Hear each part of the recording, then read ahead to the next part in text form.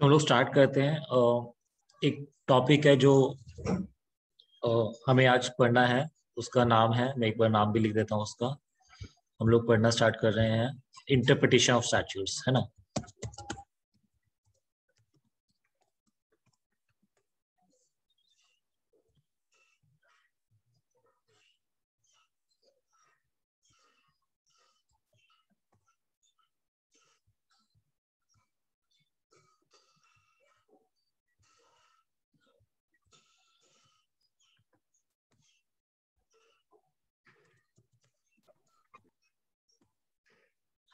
अच्छा, पहले तो थोड़ा सा ना बेसिक के बारे में बात कर लेते हैं about the chapter before starting the chapter. अच्छा, आपने बिजनेस लॉ में या अदर लॉज में आई शुड से आपने पढ़ा इंडियन कॉन्ट्रैक्ट एक्ट, उसके बाद पढ़ा आपने नेगोशिएबल इंस्ट्रूमेंट एक्ट, उसके बाद आपने पढ़ा जनरल क्लॉज एक्ट। तो हम पढ़े इंटरप्रिटेशन ऑफ स्टैट्यूट्स। तो आपने एक चीज नोटिस करी होगी कि हम लोगों ने इसके आगे वर्ड एक्ट नहीं लिखा है। ठीक है, we are not referring is this chapter as an act, right. ऐसा क्यों है? Because it's not an act. ये कोई एक्ट नहीं है, मतलब meaning it is not act meaning which is made by the parliament, तो ऐसा नहीं है। तो जो हम पढ़ने जा रहे हैं आज, interpretation of statute, it's not an act made by a parliament, right. Parliament ने ये एक्ट नहीं बनाया है, ये इंटरप्रिटेशन ऑफ स्टैट्यूट्स है। करेक्ट। अब ये है क्या?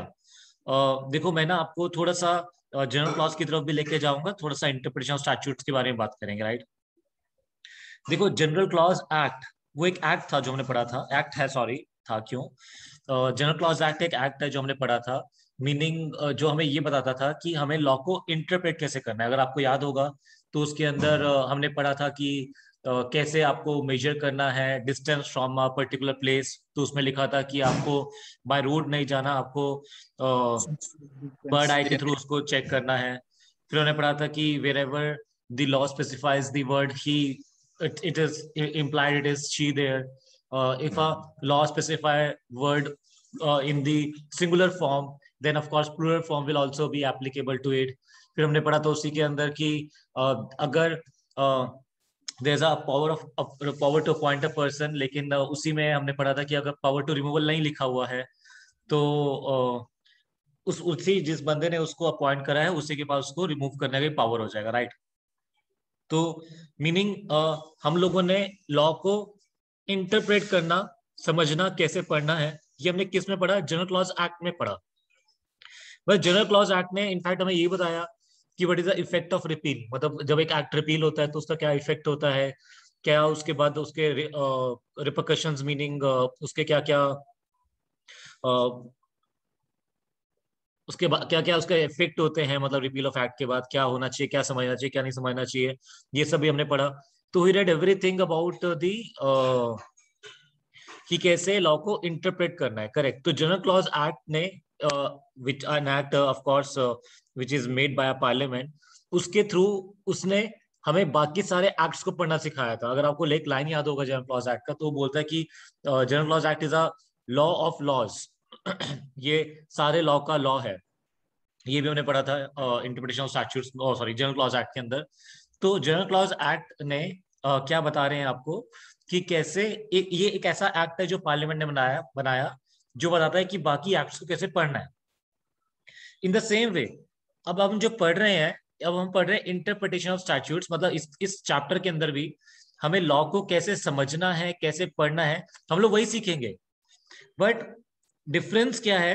वो एक एक्ट था विच इज मेड बाय पार्लियामेंट।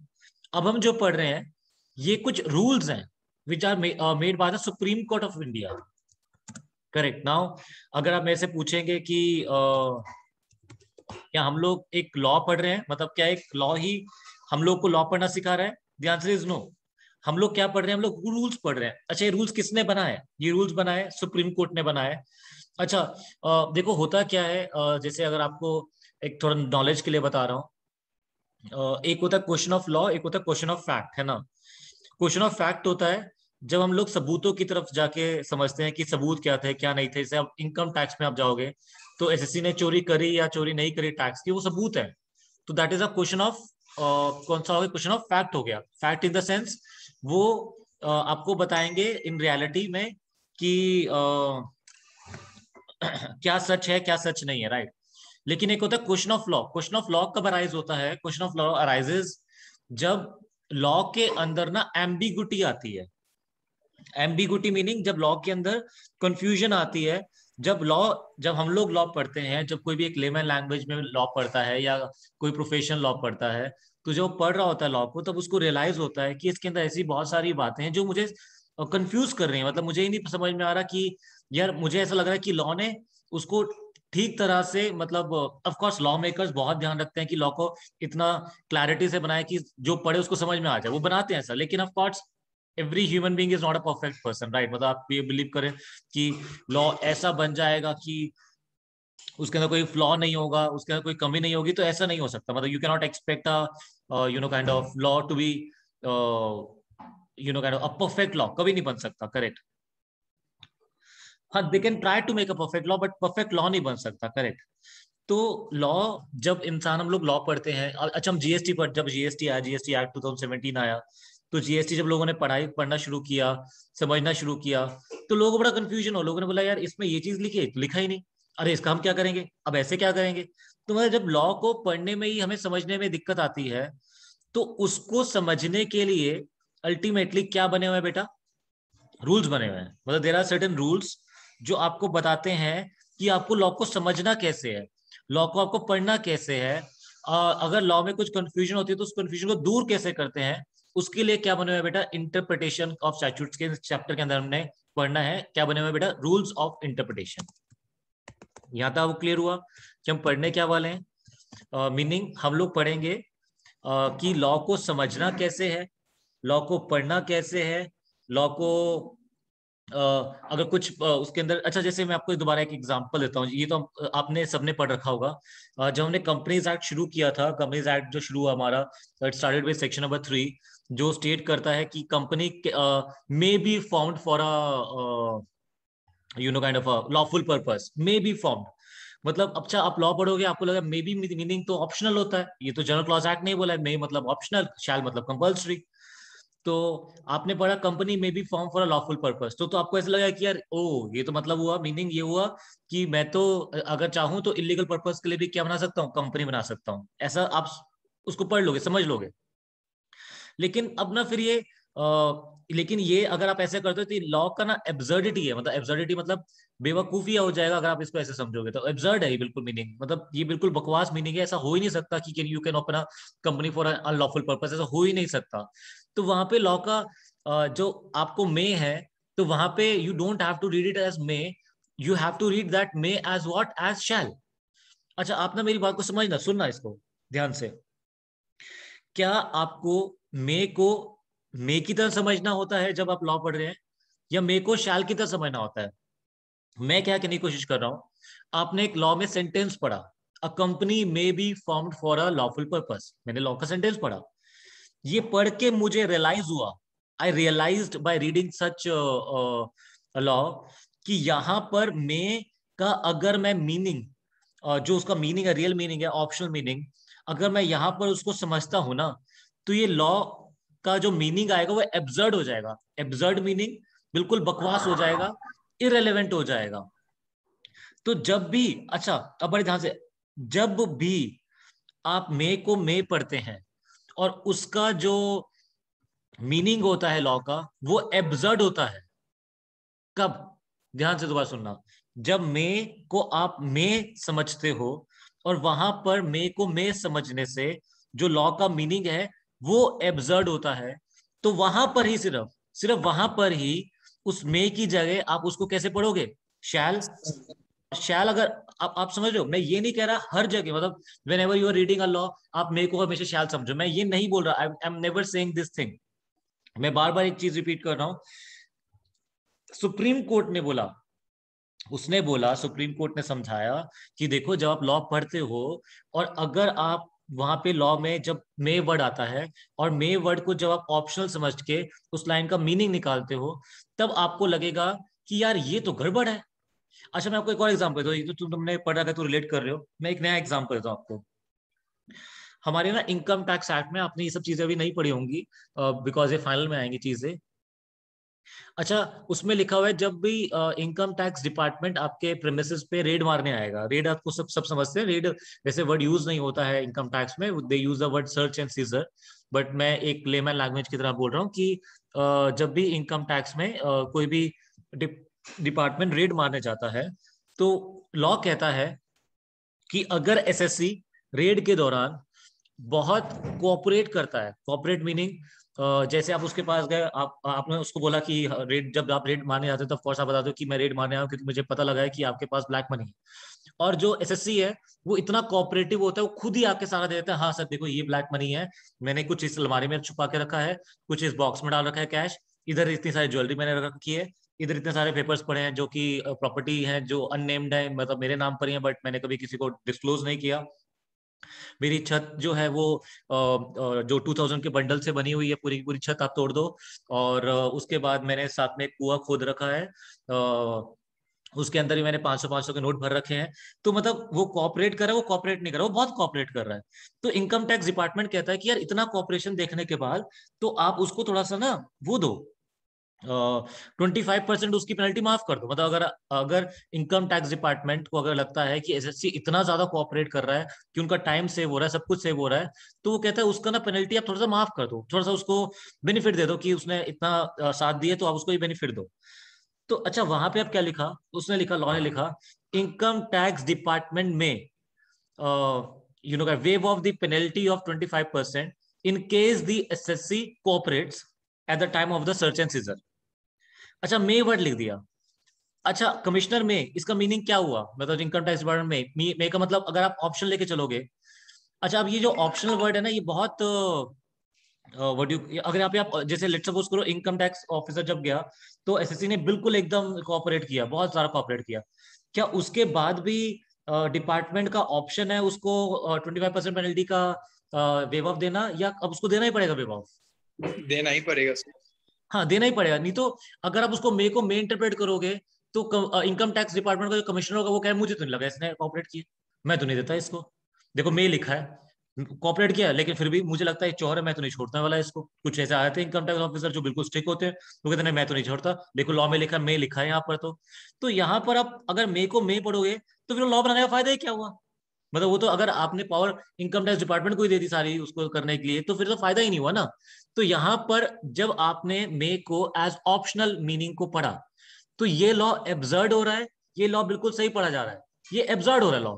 तो उस जगह पे आपको मे को क्या पढ़ना पड़ेगा, शैल या मे पढ़ना पड़ेगा? वहां पे आप उसको मे को क्या पढ़ो, शैल पढ़ो।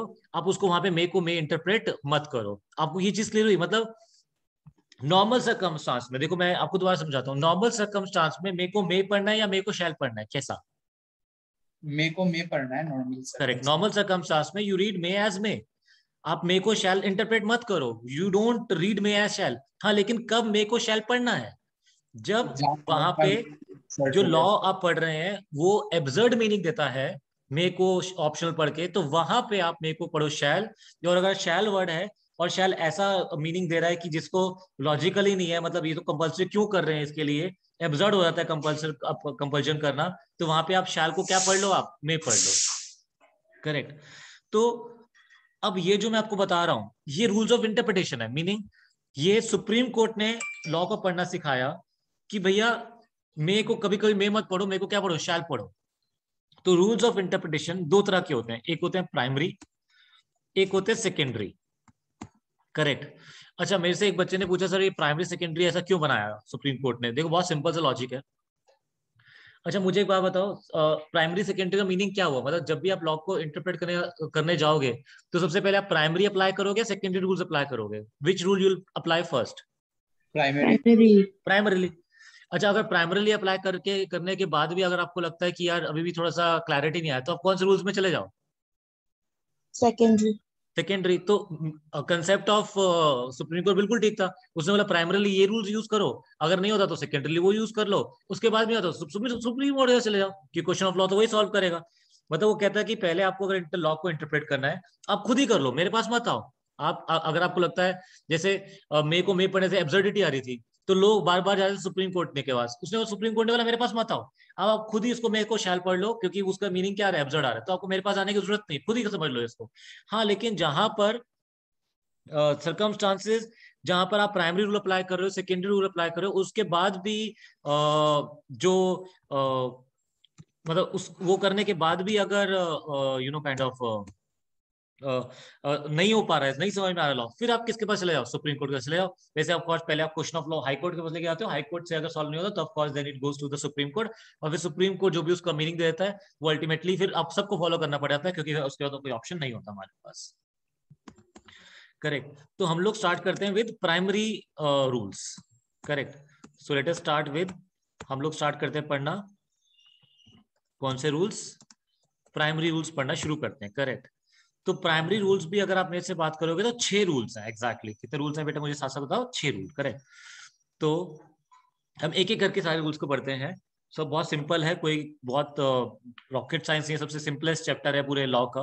क्योंकि अच्छा ये सिंपल इसलिए भी लगा क्योंकि हमने लॉ पढ़ लिया तो हम लोग को पता है कि लॉ को पढ़ना कैसे, राइट। अब अच्छा, तो सबसे पहले मैं आता हूँ, ये जो बेसिक है मैं आपको दोबारा पढ़ा दूंगा। तो I am starting with the first page of this law, और उसको पढ़ रहे हैं हम लोग प्राइमरी रूल्स। तो प्राइमरी रूल्स में कितने रूल्स हैं? 6 रूल्स हैं जो आपके सामने। करेक्ट। तो एक एक करके आपके लिए रूल्स स्टार्ट करते हैं। करेक्ट। तो सबसे पहला रूल क्या है जो हम लोग लिखते हैं? रूल ऑफ कौन सा? Literal construction. तो the first rule of primary rule is rule of literal construction. अच्छा, ये रूल क्या कहता है? अच्छा देखो, नाम सर्च कर रहा है, rule of literal construction meaning. अच्छा, सुप्रीम कोर्ट देखो कितना सही रहा। सुप्रीम कोर्ट ने बोला जहां पे आप लॉ को पढ़ रहे हो, पढ़ने से कोई एम्बिगुटी नहीं हो रही। एम्बिगुटी मीनिंग कोई कंफ्यूजन नहीं हो रहा, पढ़ने से कोई एब्सर्ड मीनिंग नहीं आ रहा, मीनिंग बिल्कुल लॉ का मीनिंग बिल्कुल क्लियर है, बहुत साफ समझ में आ रहा है।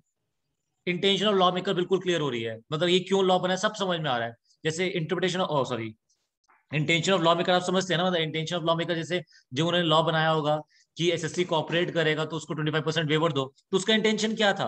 मतलब उसका इंटेंशन तो यही था ना कि यार ठीक है यार, टाइम बच रहा है इनकम टैक्स डिपार्टमेंट को, तो थोड़ा उसको बेनिफिट दे दो उस चीज का उसको। तो ultimately the same concept applies here. वो कहता है जब आप लॉ पढ़ते हो, लॉ पढ़ने से मतलब when you are reading the law, देखो मैं साथ साथ लिखना,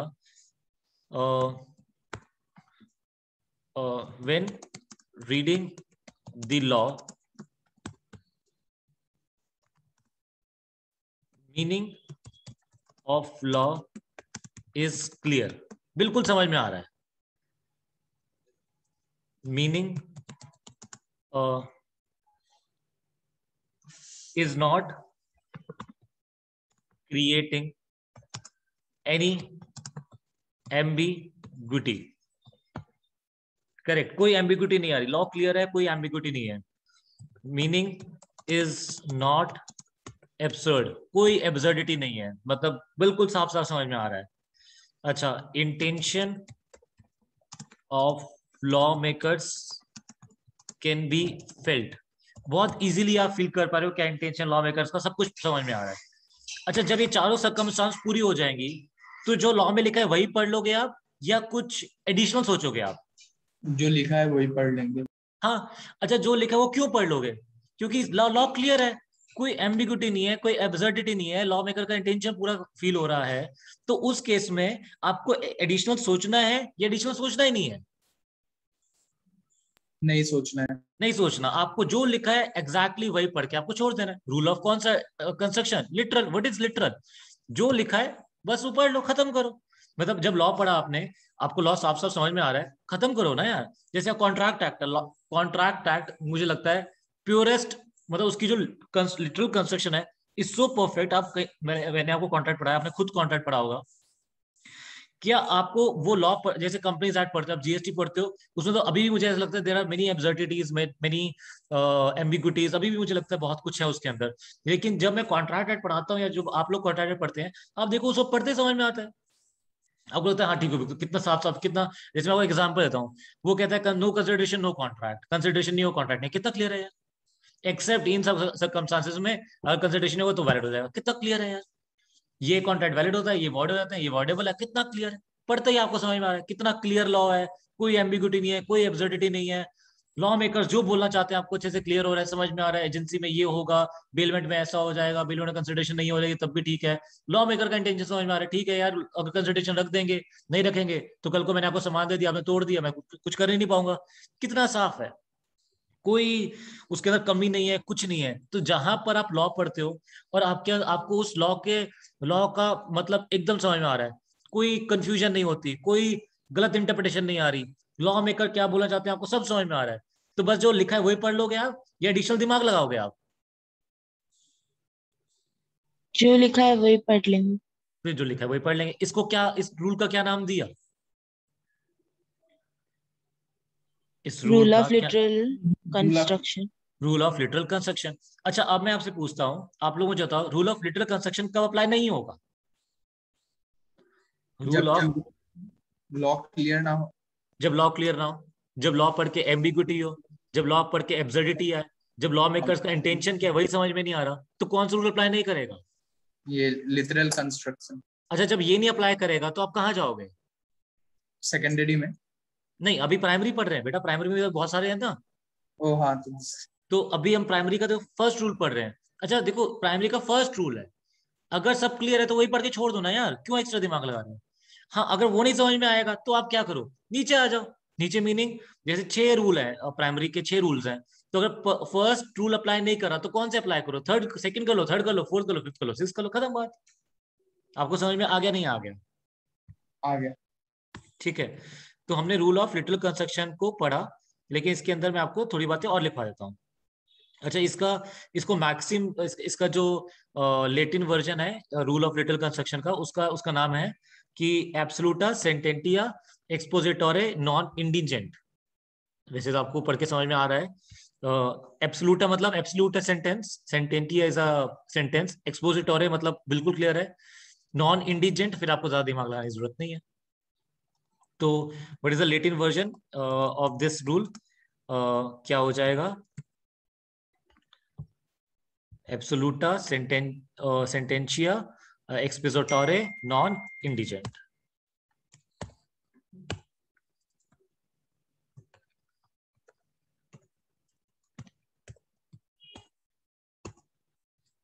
करेक्ट। अच्छा, अब इसमें 4 बातें और दी। रूल ऑफ लिटिल कंस्ट्रक्शन कहता है, अच्छा वो कहता है हर वर्ड को आपको एक नेचुरल मीनिंग देना चाहिए। नेचुरल समझते हो? अच्छा, क्या एक वर्ड के बहुत सारे मीनिंग होते हैं? Is a is a word have many meanings? Yes, बहुत सारे मीनिंग्स होते हैं। तो पहले आपको उसको एक नेचुरल मीनिंग देना चाहिए, जो लोग मतलब नेचुरल इन द सेंस जैसे पॉपुलर है, जैसे विल जनरली आप जैसे सुनते हैं, I will do this, I will, ज्यादातर कहाँ, what is a natural meaning, common meaning of word will क्या होता है? मैं करूंगा ऐसा, इज अ वर्ब, मतलब उसको एज अ वर्ब पढ़ते हो उसको। उसका जो ग्रामर होता है जनरली आप उसे कैसे समझते हो? उसको आप ग्रामेटिकली समझते हो एज अ वर्ब, मतलब ये क्रिया है। तो आप सबसे पहले जब आप एक लॉ पढ़ते हो तो आपको लॉ को कैसा मीनिंग देना है? उसका नेचुरल एंड ग्रामेटिकल मीनिंग देना है। नेचुरल मीनिंग मीनिंग उसको जो एक पॉपुलर लोग उसको वर्ड को समझते हैं वो मीनिंग दे के चलते चलो आप। हाँ, अगर लेट सपोज करो ऐसे ही अगर आप वो पढ़ते हो, क्या कहते हैं, जैसे आप नीचे आओ, technical words in technical sense, मतलब इसी के साथ अगर मैं इसको रिलेट करूं, जैसे अगर जब आप अकाउंट्स पढ़ रहे हो तो वहां पे अगर आप वर्ड समझते हो, पढ़ते हो सिक्योरिटी, तो आपको उसको एक नेचुरल मीनिंग, पॉपुलर मीनिंग देना है, या वो टेक्निकल वर्ड है उसको टेक्निकल मीनिंग देना है? कैसा? टेक्निकल जो है वो टेक्निकल मीनिंग। हाँ, मतलब आपको क्लियर हुआ? मतलब अगर आप कोई एक टेक्निकल लॉ नहीं पढ़ रहे, अच्छा मुझे एक बात बताओ, contract act is a very natural law और a very technical law? Natural.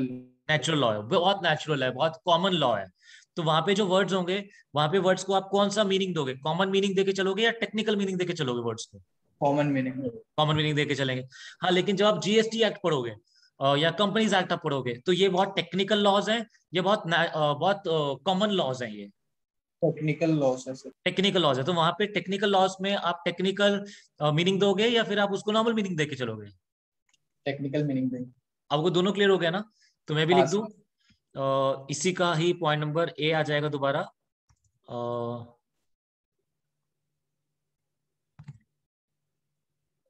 Further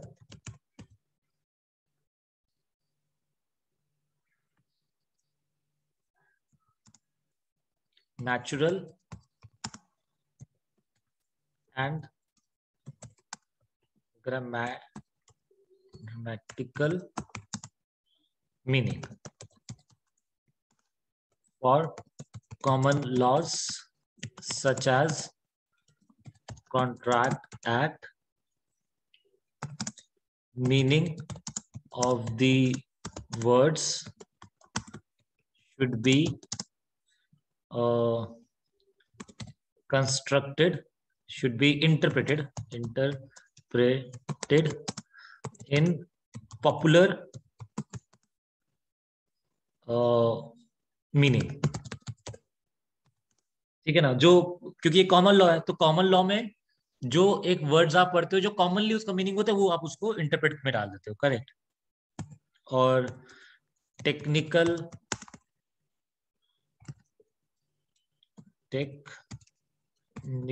words in technical loss, technical sense. अच्छा, इसका मीनिंग क्या हुआ? whenever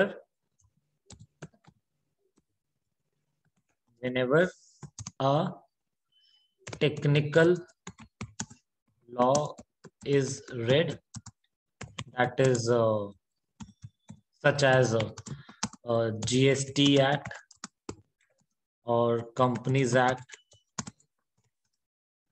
etc.,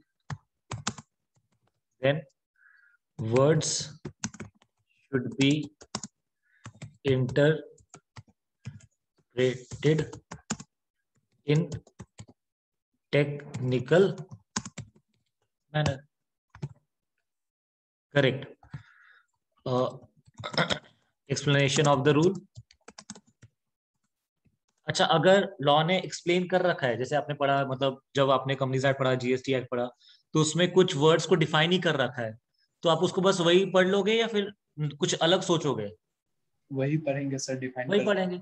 explanation to the rule, जब आपका एक्सप्लेनेशन गिवन है तो वही सेम बात, जब आपका एक्सप्लेनेशन गिवन है तो वो भी आप उसको नेचुरल मीनिंग में पढ़ लो, उसको पॉपुलर मीनिंग में पढ़ लो.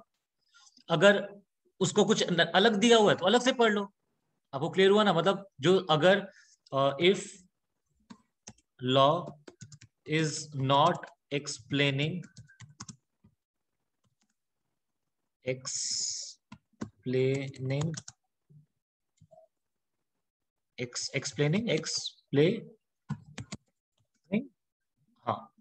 law is not explaining a word, then popular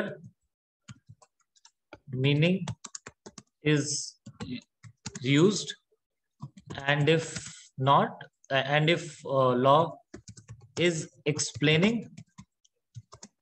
then read the law as per the explanation provided.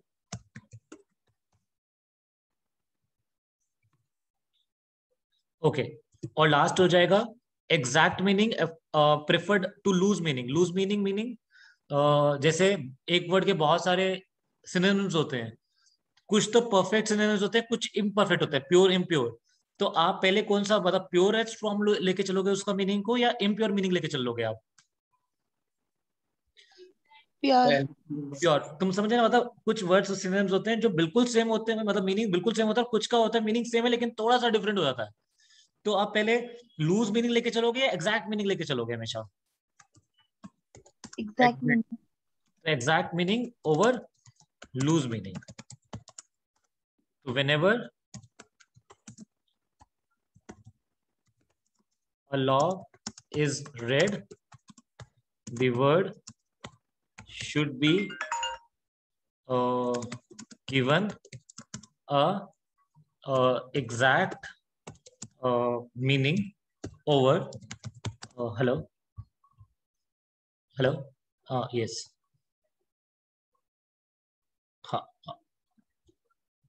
So whenever a law is read, the word should be given a exact meaning over the which meaning? Loose meaning. Correct. तो हमने first rule पढ़ लिया, primary rule पढ़ लिया, rule of literal construction. अब clear हो गया? Yes कोई डाउट है तो बताओ।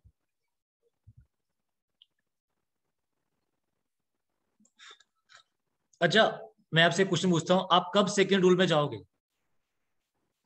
जब फर्स्ट लॉ सेटिस्फाई नहीं होगा, क्या ऐसा क्या होगा जो फर्स्ट सेटिस्फाई नहीं होगा? मतलब क्लियर नहीं होगा, एम्बिग्यूटी होगा, ये सब होगा तो। एब्सर्डिटी होगा, intention of law makers clear नहीं होगा, तब आप किस रूल में जाओगे? सेकंड वाले में। सेकंड वाले में, करेक्ट। तो हम लोग आते हैं सेकंड रूल पढ़ते हैं, और पहले और ये वाला पढ़ते हैं, rule of harmonious construction. Rule of harmonious construction, ये मैंने आपको पढ़ा रखा है, रूल ऑफ हार्मोनियस कंस्ट्रक्शन। मैं आपको याद दिलाता हूं। अच्छा, आप याद करो, अगर एक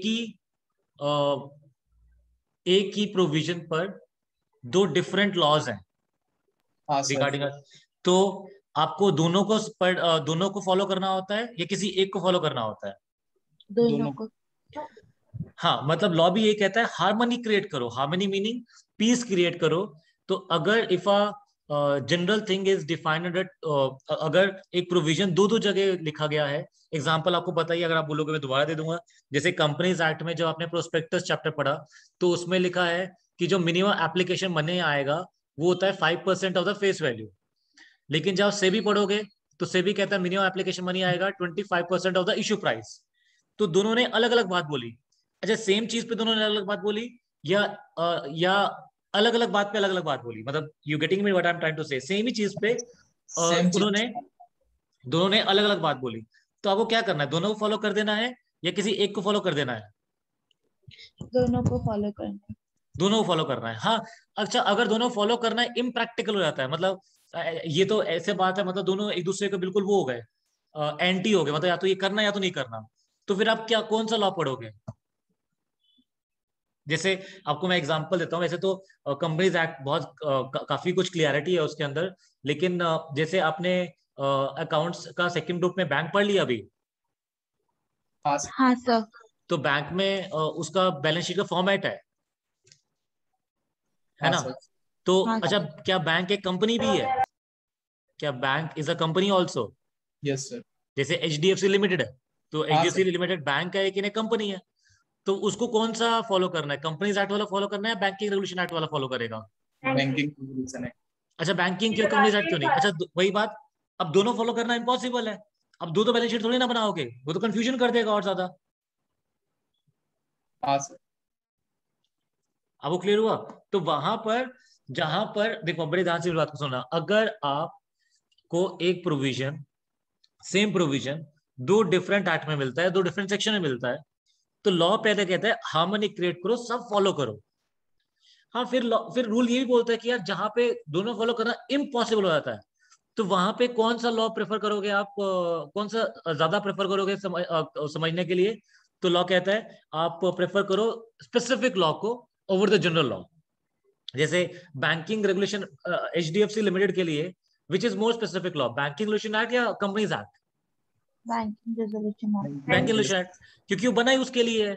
तो जहां पर दोनों को फॉलो करना इम्पॉसिबल हो जाता है, देखो, अच्छा, कब आपको एक मीनिंग लेना है, जब इम्पॉसिबल होता है दोनों फॉलो करना, या पॉसिबल होता है दोनों फॉलो करना? इम्पॉसिबल होता है दोनों फॉलो इम्पॉसिबल। करना। तो वहां पर आप एक लॉ को प्रेफर करते हो, and you prefer which law? You prefer specific law. Specific law over the general law. ये क्लियर हुआ नहीं हुआ? जैसे आपने वो भी पढ़ा होगा ना, आपने जीएसटी में क्या ऐसा पढ़ा, एचएसएन कोड होते हैं? हाँ हाँ सर। आपको पता है व्हाट इज एचएसएन कोड, हाँ SSC? Sir, e-way bill pay होता है जो। ईवे बिल पे होता क्या है, होता क्या है? सर वो क्यूआर कोड होता है सर। नहीं बेटा, वो सीरियल नंबर होता है, मतलब वो कोड का। नहीं। तो भूल गया सर। तो कोड होता है। हाँ, क्या होता है एचएसएन? एचएसएन, पता है क्या होता है, तुमने जीएसटी में देखा ना कि रेट लिखे होते हैं, इस पे 18%, इस पे जैसे रेट अलग अलग है, कोई किसी के ऊपर 5%, किसी के ऊपर 3% है, किसी के ऊपर 1% है, किसी के ऊपर कौन सा परसेंट है। तो एक ना प्रोडक्ट का कोड, करेक्ट। अब जो एचएसएन क्या होता है कि किस चीज के ऊपर कितना परसेंट लगेगा वो लिखा हुआ है, आप समझे? What is HSN? HSN होता है कि किस चीज के ऊपर कौन सा कोड, मतलब कितना परसेंटेज लगना है, वो होता है। जैसे सर्विसेज होती हैं, सर्विसेज मीनिंग जैसे मैं पढ़ाता भी हूँ, मैं सीए का सर्विस भी देता हूँ, तो मैं 2 कोड की सर्विस दे रहा हूँ। सर्विस को हम लोग HSN नहीं बोलते, सर्विस को बोलते हैं SAC, सर्विस अकाउंटिंग कोड करके कुछ इसका फुल फॉर्म है। HSN का फुल फॉर्म होता है शायद, मुझे शर्म आना चाहिए, मुझे HSN का फुल फॉर्म नहीं पता यार।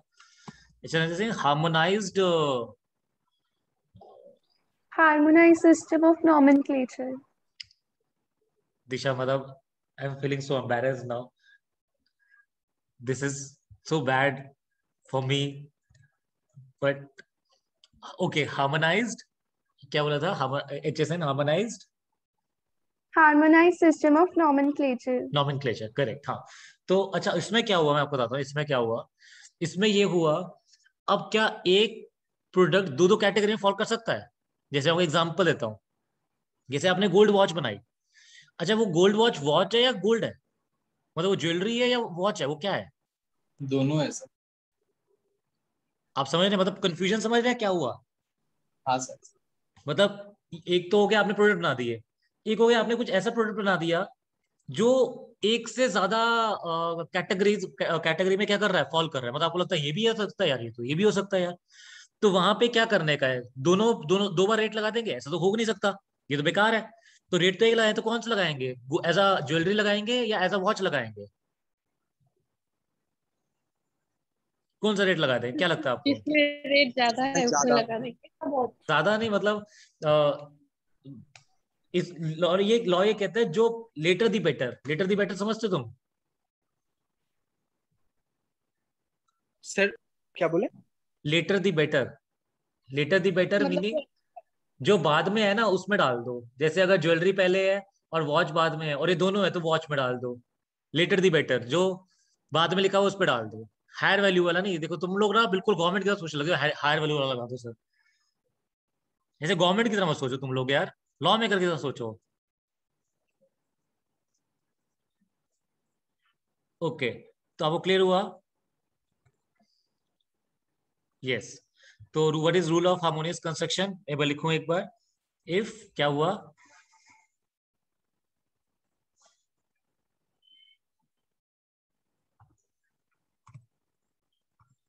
where there is an enactment under more than 2 laws, under 2 or more than 2 laws, then what? सबको पढ़ना है, सबको फॉलो करना है, या एक को फॉलो करना है? एक क्या कहते हो, सबको फॉलो करना है, एक को फॉलो करना है? तो उसमें पहले अप्लाई होता है, लाइक वॉच के एग्जांपल में, कि वो पहले ज्वेलरी है या पहले नहीं बेटा, वो एग्जाम्पल को अभी अभी वो वाला तो अलग चीज थी, कंफ्यूज मत हो। जहां पर एक प्रोविजन एक लॉ से ज्यादा में लिखा हुआ है, क्या करेंगे जल्दी से बताओ? सबको फॉलो करेंगे सबको या फॉलो सबको करेंगे। फॉलो करेंगे? तुम नॉर्मल रूल मत भूलो। वो तो मैंने वो एग्जांपल दिया था कि जब नहीं हो पाता है तब क्या करेंगे। जैसे कि स्पेसिफिक को पढ़ लोगे, जो बाद में आ रहा है उसको पढ़ लोगे। पहले क्या करना है, आप वो मत जाओ कि जहां पे इम्पॉसिबल है। पहले क्या करना है, फर्स्ट सबको इंस्टांस फॉलो में क्या करना करना है। है? पहले सबको फॉलो सबको करना है। तो where there is an enactment under 2 और more than 2 laws, then wherever possible, whenever possible, give effect to all of them। ये समझ में आया नहीं आया? ये रूल है। अच्छा पहले तो समझो रूल क्या कहता है। रूल ये कहता है कि स्पेसिफिक पढ़ लो, जनरल छोड़ दो, जो बाद में लिखा है उसको पढ़ लो, ये कहता है रूल। लेकिन पहले क्या कहता है रूल? जहाँ तक पॉसिबल है दोनों को अप्लाई करना है। हाँ, पहले तो आप जहां जहां पॉसिबल है सबको अप्लाई कर डालो। हाँ, wherever the same is not possible. हाँ, जहां पर नहीं हो पा रहा है, मतलब जहां पर पॉसिबिलिटी नहीं हो पा रही है, तो क्या करो आप? Then specific law may be preferred over the preferred. How do you spell preferred? Okay, single R, single F, sorry. So then specific law may be preferred over the what? Over the general law.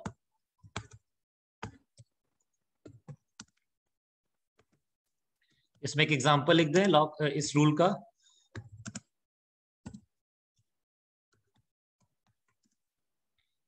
क्या example आ जाएगा? As per companies act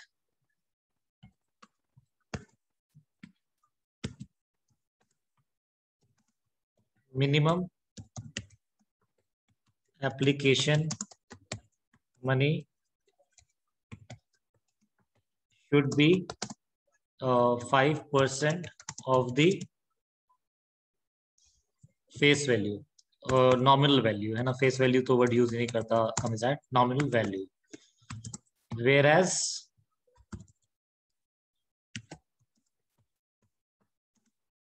SEBI states minimum application money to be 25% of the issue value. Then both the law, in such case, both the laws should be given effect. आपको समझ में आया नहीं आया?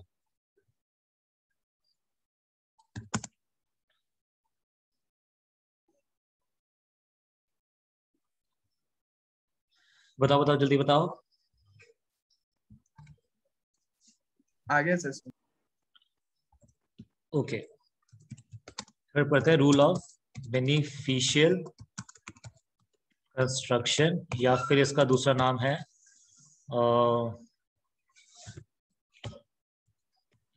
हिडन्स rule. क्योंकि case law आया था hidden का, तो इसलिए हिडन रूल से फेमस हो गया ये. हाँ ओके. अच्छा, अब मैं एक क्वेश्चन पहले आपसे पूछता हूँ आगे जाने से पहले. मुझे बताओ थर्ड रूल पे आप कब आओगे? जब सेकंड रूल से सेटिस्फाई नहीं है, या जब फर्स्ट क्लियर नहीं है, मतलब जब लिटरल मीनिंग क्लियर नहीं है. देखो आप ऐसे समझो, जब लिटरल मीनिंग क्लियर नहीं होगा तो या तो सेकंड करेगा, थर्ड करेगा, फोर्थ करेगा, फिफ्थ करेगा, सिक्स्थ करेगा, सब कर सकते हैं. तो अब थर्ड में इसलिए आए हो क्योंकि मेन लॉजिक है थर्ड में आने का, क्योंकि क्या नहीं हो पाया? क्लियर नहीं हो पाया. फर्स्ट नहीं हो पाया. अगर फर्स्ट हुआ था तो आप नीचे आते ही ना. तब थर्ड में भी इसलिए आ रहे हो क्योंकि फर्स्ट नहीं हो पा रहा. अच्छा, इसमें क्या हुआ? हिडन रूल समझ लो, क्योंकि हिडन केस में ऐसा हुआ था तो आप समझ जाओगे. तो हिडन के साथ क्या हुआ? एक बार पेन यूज करता हूँ, let me use the pen.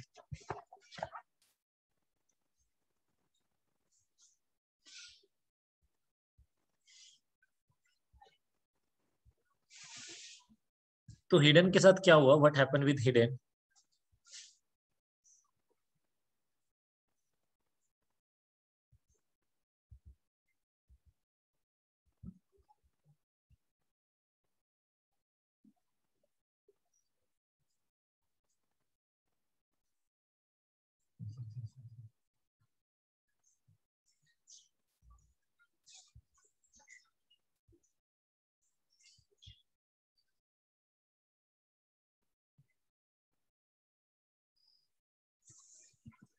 हाँ,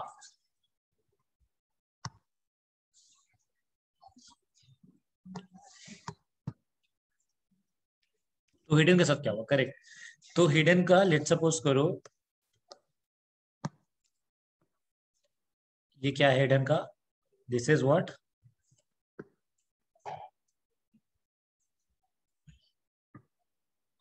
जल्दी बताओ, ये क्या क्या लग रहा है आपको? This is what? ऐसा घर. लग रहा है. यस, दिस इज हिडन का घर. करेक्ट. अब ये जो हिडन घर है, ये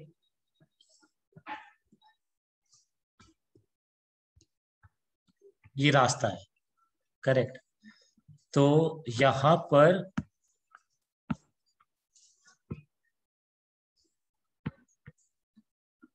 ये क्या है? This is what?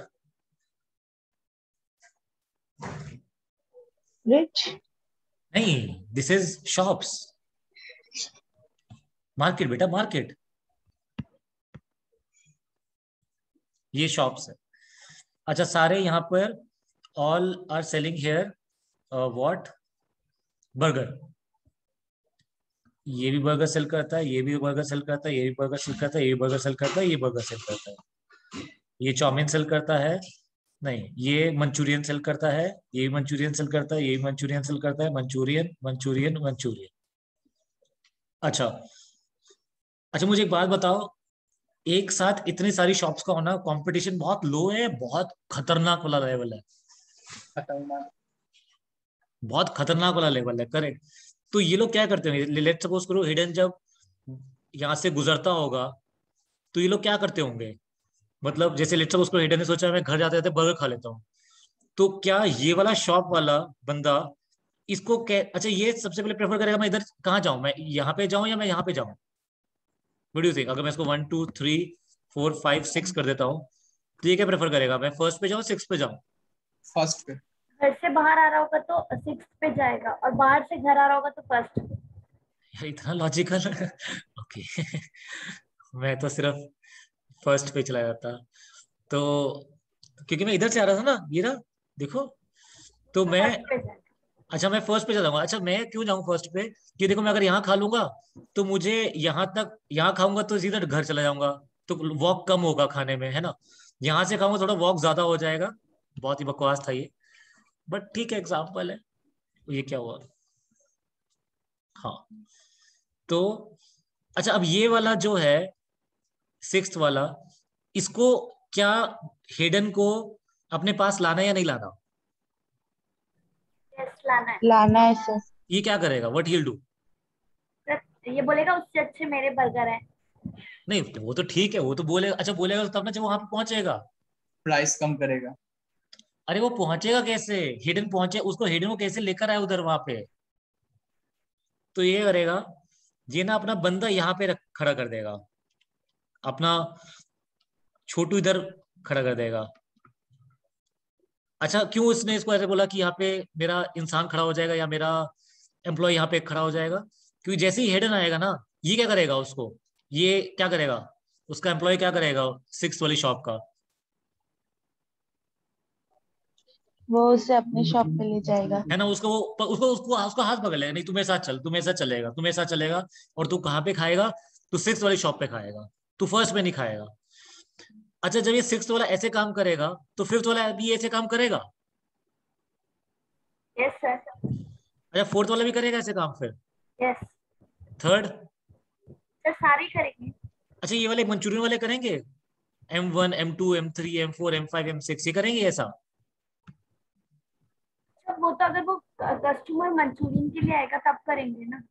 क्यों यार, कंपटीशन तो इंटर भी हो सकता है। मैं बोलूंगा सर बर्गर क्या बेकार है, उसके अंदर तो मैदा होता है, कम टू मंचूरियन, हम लोग ज्यादा मैदा यूज करते हैं। कह रहे जब खराब करना ही है खुद को तो अच्छे से खराब हो। तो क्या ये लोग भी अपने इंसान यहाँ पे खड़े कर देंगे रोड के सामने? हाँ ये लोग भी कर देंगे।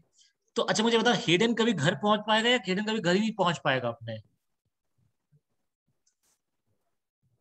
सर घर तो जाएगा ही ना। नहीं बेटा घर मतलब मुश्किल से जाएगा, इजीली चला जाएगा।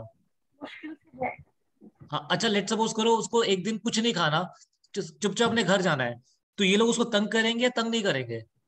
करेंगे सर। हाँ उसका खाने का मन भी हो तब भी आएंगे। तो ये हो गया बहुत परेशान। अच्छा ये इसका रूट एक ही है यहाँ पे जाने का, मतलब इधर से भी नहीं आता ना इधर से रूट आता है, आता इधर से ही है। तो ये हो गया बहुत परेशान, ये गया लॉ मेकर्स के पास कि भाई साहब इस कंपटीशन को खत्म करने के लिए कुछ करो, ऐसा कंपटीशन तो ये तो कंज्यूमर को डिस्ट्रॉय कर रहा है। तो लॉ मेकर्स ने लॉ बनाया कि भैया what you can not do, you can not push a person by his or her hand, by his hand, ये लॉ बन गया। अगर आप ऐसा करोगे तो आपको पेनल्टी देनी पड़ेगी फॉर ₹50,000। मतलब ऐसे आप हाथ पकड़े किसी को अपनी दुकान पे लेके जाओगे तो आपको 50,000 का फाइन देना पड़ेगा। अच्छा, अगर आप इसको लिटरल पढ़ लोगे तो यहाँ पे लिटरली क्या लिखा है, लिटरल पढ़ो इसको, क्या लिखा है, क्या नहीं कर सकते? हाथ पकड़ कर नहीं ले जा सकते अपनी शॉप। करेक्ट। अब आप इसको लिटरल पढ़ लो। अब शॉपकीपर्स क्या करेंगे? नहीं पकड़ेंगे हाथ। नहीं, वो तो ठीक है, नहीं करेंगे लेकिन वो क्या करेंगे? मुंह से तो बोल सकते हैं। बोल सकते हैं, और क्या कर सकते हैं वो? एडवर्टाइजमेंट ऐसे कर सकते हैं हम अपनी शॉप के और बाहर। और सोचो ना तुम, वाइल्ड सोचो बेटा, वाइल्ड, थिंक वाइल्ड, नॉर्मल मत सोचो तुम जैसे तुम फिर सोचते हाथ हो। नहीं पकड़ेंगे और कुछ पैर वैर पकड़ हाँ, के ले। पैर पकड़ लेंगे। वो कहेंगे पैर पकड़ लेंगे, नीचे गिर जाएंगे उसके पैरों में कि नहीं नहीं सर, हमारे हमारे यहाँ पे खाओ, यही हमारे कहाँ पे खाओ। अच्छा, अब उसको पनिशमेंट लगेगा, पनिशमेंट नहीं लगेगा? नहीं लगेगा क्योंकि नहीं हाथ लगेगा। नहीं लगेगा। लगेगा। अच्छा, वो कहेगा जाके, जैसे लेट सपोज करो हिडन ने बोला कि इसके ऊपर फाइन लगाओ, वो फाइन वाला ऑफिसर आ जाएगा, मतलब 50,000 रुपए दो, और वो शॉपकीपर बोलेगा सर लॉ में लिखा है उसका हाथ नहीं पकड़ना। मैंने तो हाथ पकड़ा ही नहीं सर, कब पकड़ा, पूछो उससे हाथ पकड़ा। तो हिडन से पूछा क्या आपका हाथ पकड़ा? नहीं, हाथ तो नहीं पकड़ा इसने। क्या सर बताओ फिर क्यों फाइन दूं मैं?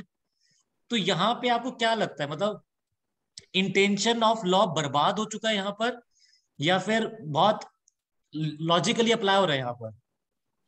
बर्बाद हो चुका है। बर्बाद हो गया। हाँ, बर्बाद हो गया। तो आपको इसको एडिशनली पढ़ना है या लिटरली पढ़ना है? एडिशनली पढ़ना। एडिशनली पढ़ो। एडिशनली मीनिंग, अगर किसी मिसचीफ को कुछ गलत हो रहा था, उसको खत्म करने के लिए लॉ बनाया।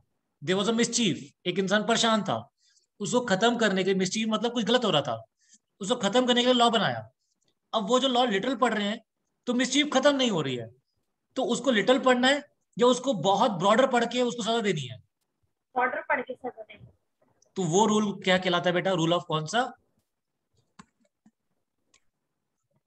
वो रूल क्या कहलाएगा, कौन सा रूल कहलाएगा? Beneficial construction. Beneficial construction. Beneficial मतलब उसको लॉ का बेनिफिट ब्रॉडर सेंस में दो या नैरो सेंस में दो? ऑर्डर। ब्रॉडर सेंस में दो। मतलब अगर लिटरल लॉ पढ़ के आप उसको बेनिफिट नहीं दे पा रहे हो, मतलब जो मिसचीफ था, मिसचीफ क्लियर होगा, वो मिसचीफ मतलब जो गलत हो रहा था, और उसको लिटरल पढ़ रहे हो तो मिसचीफ नहीं खत्म हो रहा, तो अब उसको एक लिटरल मीनिंग देके उसको मिसचीफ को खत्म करना है या ब्रॉडर सेंस में उसको मिसचीफ को खत्म करना है? ब्रॉडर सेंस में। मिसचीफ को क्या करना है? खत्म करना है। ये कौन सा रूल बना? रूल ऑफ कौन सा construction? Beneficial beneficial construction. Construction. आपको समझ में आ गया?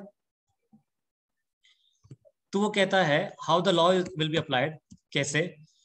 वो कहता है what was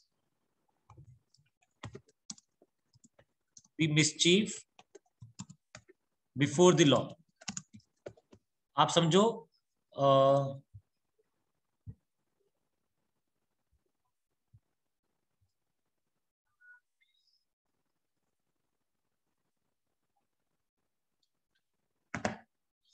what was the mischief before the law, meaning mischief से पहले लॉ क्या था।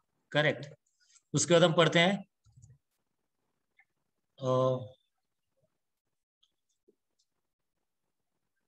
What was the mischief, mischief था क्या। करेक्ट।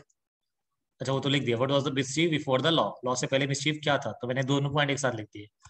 अच्छा, फिर what was the remedy provided by the law act, क्या एक्ट ने उसको रेमेडी दिया। करेक्ट। व्हाट वाज द, अब now, was the mischief corrected by applying the literal construction?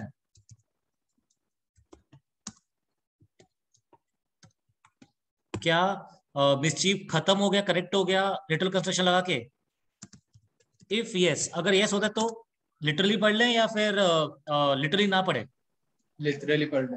Literally पढ़ लो। If yes then read the law literally, and if not, meaning अगर literal पढ़ के मिसचीफ नहीं खत्म हो रहा तो आपको क्या करना चाहिए? देन ब्रॉडर पढ़ना चाहिए। ब्रॉडर, बॉर्डर नहीं बेटा, broader meaning should be given and in such a way, ऐसा पढ़ो उसको, that the mischief is suppressed. Suppressed meaning clear हुआ ना? सप्रेस्ड मीनिंग मिसचीफ क्या हो जाए, खत्म हो जाए, मतलब ऐसा मीनिंग दो जिसमें मिसचीफ खत्म हो। लिटरल मीनिंग से अगर नहीं हो रहा तो छोड़ दो। उसको हम लोग क्या बोलते हैं? रूल ऑफ कौन सा कंस्ट्रक्शन बेटा? Beneficial construction. आपको समझ में आया बेटा? Yes sir. ये देखो, ये लाइन बड़ी अच्छी थी, a more extended meaning may be attributed to the words. ये कितना अच्छा लिखा है, मैं यहाँ यूज कर सकता था। Meaning of language fall short of the whole object of the legislature, मतलब जो वर्ड्स लिखे हैं लॉ में वो ऑब्जेक्ट को फुलफिल ही नहीं कर पा रहा, तो फिर आप उसको एक्सटेंडेड मीनिंग दोगे या लिटरल मीनिंग दे दोगे? एक्सटेंडिंग मीनिंग दे देते हैं, ये लिख लेते हैं ना कि language, this is exactly that is in other words, if language short falls of the whole object of the legislature, a more extended meaning may be attributed to the words. ये सही है। आपको 3 रूल क्लियर हो गए, नहीं हो गए? हो गए सर।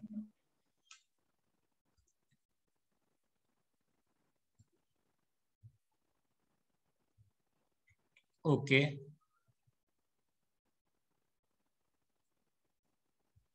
एक और रूल पढ़ लेते हैं, लास्ट रूल पढ़ लेते हैं, 4th रूल ऑफ, कोई छोटा सा रूल पढ़ लेते हैं पहले, एजेस्डेम जेनरेस पढ़ लेते हैं, छोटा सा रूल है ना, एजेस्डेम जेनरेस।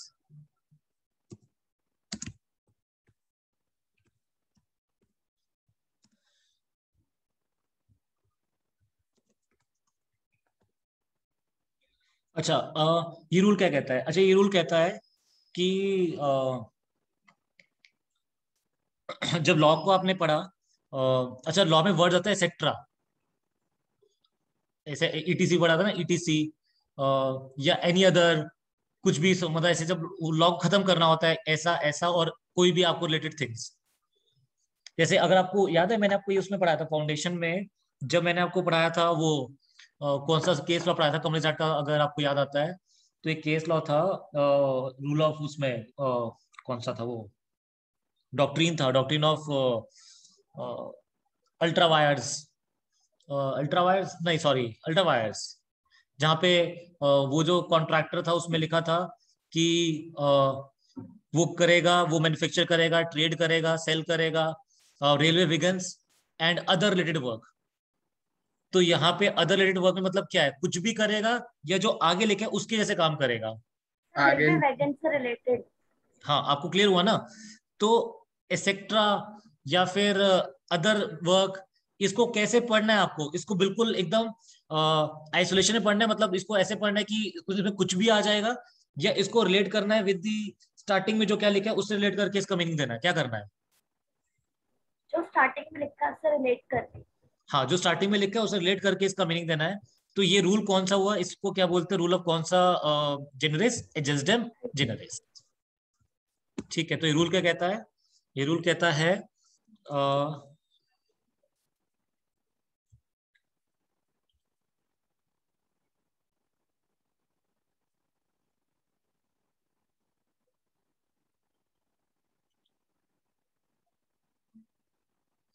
ये देखो, ये परफेक्ट लाइन लिखी है और परफेक्ट एग्जाम्पल लिखा है।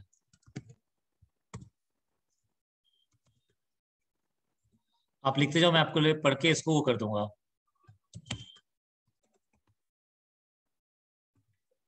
वो कहता है, रूल कहता है, means where specific words are used, specific words use हुए, एग्जाम्पल से पढ़ते हैं, dogs, cats, cows, buffalo and other animals. तो यहाँ पे अदर एनिमल्स में क्या आएगा? सारे एनिमल्स आ जाएंगे या डॉग कैट जैसे एनिमल ही आएंगे? डॉग कैट्स जैसे एनिमल है। तो पहले स्पेसिफिक वर्ड यूज हुए, स्पेसिफिक वर्ड के बाद यूज हुआ जनरल वर्ड, यूज हो गया अदर। अब इस अदर को, जनरल वर्ड को ये वाले कलर देना है या कुछ भी हो सकता है? डॉग कैट से रिलेटेड होना चाहिए। हाँ, मतलब इसी से इन्हीं कलर का होना चाहिए। तो वो क्या कहता है, दस अ रूल ऑफ एडजेस्टम जनरल मींस जहां पे स्पेसिफिक वर्ड यूज हुए और उसके बाद स्पेसिफिक वर्ड्स के बाद एक जनरल वर्ड यूज हो गया, तो जनरल वर्ड का वही कलर होगा जो कौन से वर्ड का है, स्पेसिफिक वर्ड का है। जैसे कि वही same example, dog cat cow buffalo specific थे, फिर एक जनरल आया अदर, तो यहाँ पे अदर में क्या नहीं आएगा, वाइल्ड एनिमल्स नहीं आएंगे, जैसे लायंस एंड टाइगर्स नहीं आएंगे क्योंकि ये सारे डोमेस्टिक हैं। तो क्या हॉर्स आ जाएगा क्योंकि हॉर्स इज व्हाट, डोमेस्टिक। अब वो क्लियर हो गया?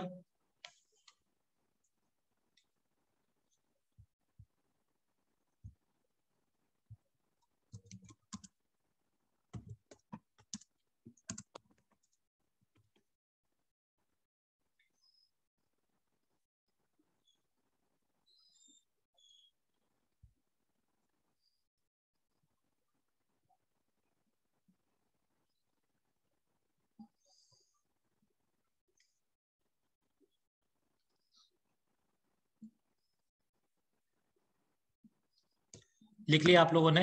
अभी अब हम बंद कर देते हैं, उसके बाद फिर हम कल पढ़ेंगे। कल नहीं, हम लोग मिलेंगे, मैं आपको बताऊंगा कब, एक मिनट रुको।